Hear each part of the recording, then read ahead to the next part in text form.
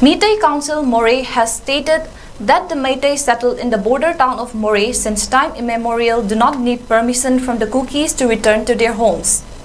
In a press release, General Secretary of the Council Laysantham Brosendro Meitei mocked the statement of Kuki Inpi, which said that the Meiteis should not return to Moreh until there is a political solution.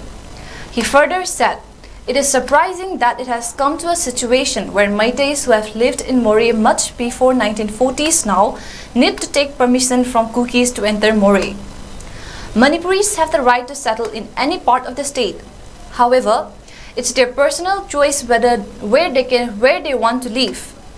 People do not need permission from the Kukis to settle in Moreh.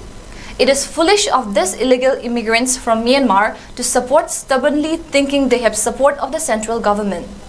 They will soon see the results of challenging the Meiteis," added Brosendro. He said, "Kukis who do not want to coexist peacefully with communities and are involved in fights with the Nagas, Tamilians, Paites, and now Meiteis should stop dreaming about a separate administration. Meiteis today are refugees in their own homeland." He thanked the Kukis for giving an opportunity for all Meiteis to unite as one.